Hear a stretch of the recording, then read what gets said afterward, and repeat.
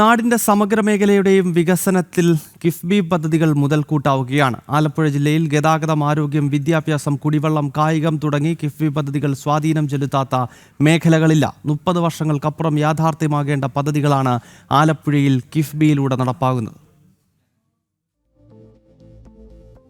സംസ്ഥാനത്ത് മുമ്പ് ഏറെ പരിമിതികൾ നിലനിന്ന മേഖലയായിരുന്നു ആരോഗ്യരംഗം. എന്നാൽ ആരോഗ്യരംഗത്തെ അടിസ്ഥാന സൗകര്യ വികസനത്തിലടക്കം വലിയ പുരോഗതിയാണ് കിഫ്ബി ഫണ്ട് വിനിയോഗിച്ച് പിണറായി സർക്കാർ നടപ്പിലാക്കുന്നത്. ചെങ്ങന്നൂർ, കായംകുളം അടക്കമുള്ള ജില്ലാ ആശുപത്രികളിൽ അത്യാധുനിക സംവിധാനങ്ങളടക്കമുള്ള പുതിയ കെട്ടിടം കിഫ്ബിയിലൂടെ യാഥാർത്ഥ്യമാവുകയാണ്. ചെങ്ങന്നൂർ ജില്ലാ ആശുപത്രിയിൽ 6 ഡോക്ടർമാർ മാത്രമുണ്ടായിരുന്നിടത്ത് 38 ഡോക്ടർമാരുടെ സേവനം ലഭ്യമാക്കാൻ കിഫ്ബിയിലൂടെ സാധിച്ചു.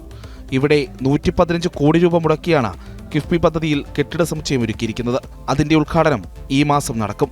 സംസ്ഥാന ഗവൺമെൻറ് കിഫ്ബി വഴി ചെങ്ങന്നൂർ നിയമസഭാ മണ്ഡലത്തിൽ നടപ്പാക്കി വരുന്ന വിവിധ പദ്ധതികളുടെ പൂർത്തീകരണം, അതുപോലെ തന്നെ പൂർത്തീകരിച്ച് നാടിന് സമർപ്പിക്കുന്ന പദ്ധതികളും സ്വപ്നമല്ല, അതെല്ലാം യാഥാർത്ഥ്യമാകുന്ന തരത്തിലേക്ക് മാറ്റപ്പെട്ടുകൊണ്ടിരിക്കുകയാണ്.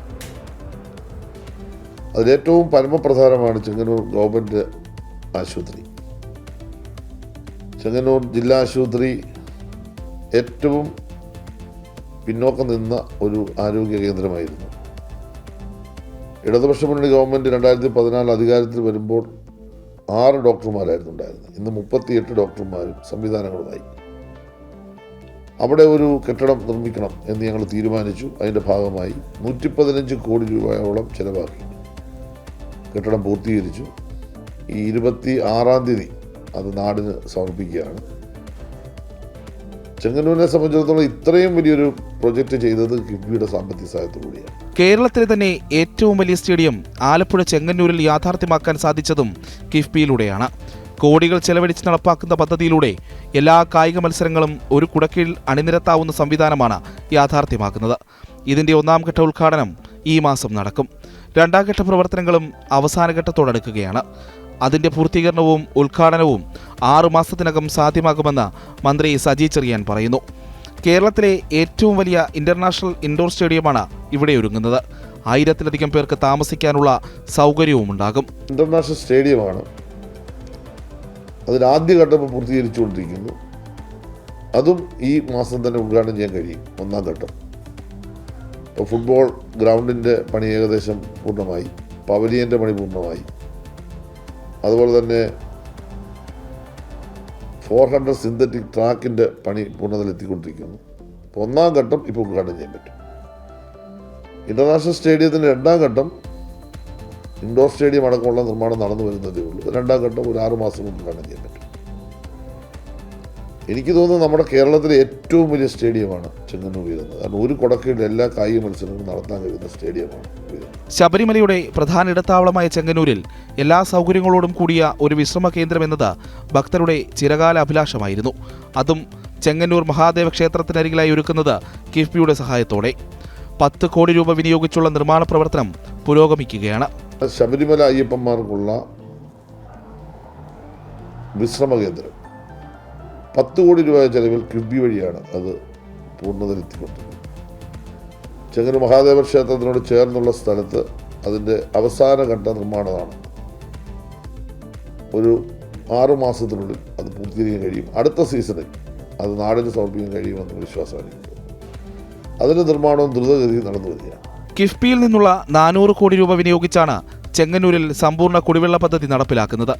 36 കോടി രൂപ ചെലവഴിച്ചുള്ള വാട്ടർ ട്രീറ്റ്മെന്റ് പ്ലാന്റ്, എല്ലാ പഞ്ചായത്തിലും നഗരത്തിലും ജലസംഭരണി, പുതിയ പൈപ്പ് ലൈൻ ഇവയെല്ലാം പദ്ധതിയിൽ ഉൾപ്പെട്ടിട്ടുണ്ട്.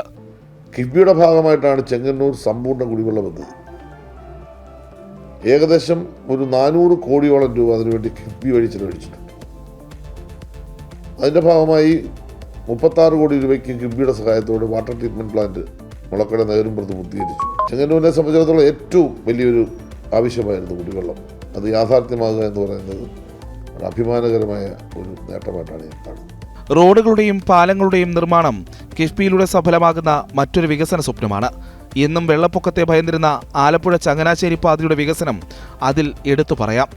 കൊല്ലക്കടവ് കൊളനട റോഡടക്കം നിരവധി റോഡുകളും പാലങ്ങളും നിർമ്മിച്ചതോടെ ആ പ്രദേശത്തെ ജീവിത നിലവാരത്തിൽ വന്ന മാറ്റവും വളരെ വലുതാണ്. നിരവധി പാലങ്ങൾ കിഫ്ബിയുടെ സാമ്പത്തിക സഹായത്തിലൂടെ, നിരവധി റോഡുകൾ. ഇപ്പോൾ ആദ്യം കിഫ്ബിയുടെ സഹായത്തിലൂടെ ഏറ്റെടുത്ത റോഡാണ് കൊല്ലകടവ് കുളനട റോഡ്. എനിക്ക് തോന്നുന്നു ചെങ്ങന്നൂർ മണ്ഡലത്തിൽ BM&BCയിൽ ചെയ്ത റോഡുകളിൽ കൂടുതലും കിഫ്ബിയുടെ സാമ്പത്തിക സഹായത്തിലൂടെ ചെയ്ത റോഡുകളാണ്. 27 പാലങ്ങളിലും ഒരു 10ഓളം പാലങ്ങൾ കിഫ്ബിയുടെ സാമ്പത്തിക സഹായത്തോടെ ചെയ്തു. വിദ്യാലയങ്ങളിലെ പഠന സൗകര്യങ്ങൾ മെച്ചപ്പെടുത്തുന്നതിലും കിഫ്ബിയുടെ സഹായം നിർണായകമായിരുന്നു. ആലപ്പുഴ ജില്ലയിലെ ഓരോ നിയോജക മണ്ഡലത്തിലും നിരവധി സ്കൂൾ കെട്ടിടങ്ങളാണ് ഉന്നത നിലവാരത്തിൽ നിർമ്മിക്കാനായത്. കിഫ്ബിയുടെ ഭാഗമായിട്ട് 40ഓളം കെട്ടിടങ്ങൾ മൊത്തം ഇവിടെ പണിതു. അതിൽ മുളക്കര ഹയർ സെക്കൻഡറി സ്കൂൾ 6 കോടിക്ക് കിഫ്ബിയുടെ പണം ഉപയോഗിച്ചാണ് പണിതത്. ഈ 40 കെട്ടിടങ്ങൾ 20 കെട്ടിടങ്ങൾ കിഫ്ബിയുടെ സാമ്പത്തിക സഹായം. ആ കെട്ടിടങ്ങളെല്ലാം പൂർത്തീകരിച്ച് നാടിന് സമർപ്പിച്ചു കഴിഞ്ഞു. ഇനി ഒരു കെട്ടിടം ഇപ്പോൾ പൂർത്തീകരിച്ച് ഇപ്പോൾ ഉദ്ഘാടനം ചെയ്യാൻ പോകുന്നത് ബുധനൂർ സ്കൂളിൽ. നല്ല നിലയിൽ തന്നെയാണ് വിദ്യാഭ്യാസ രംഗത്ത് സ്കൂൾ കെട്ടിടങ്ങൾ പണിയുന്നതിന് വേണ്ടിയുള്ള സഹായം. നാടിന്റെ സമസ്ത മേഖലയിലും വികസനത്തിന്റെ തേരോട്ടം കിഫ്ബിയിലൂടെ ലക്ഷ്യപാതയിലേക്ക് കുതിക്കുമ്പോൾ അപ്രാപ്യമെന്ന് കരുതിയ പദ്ധതികൾ പോലും യാഥാർത്ഥ്യമാവുകയാണ്. ജനം, ആലപ്പുഴ.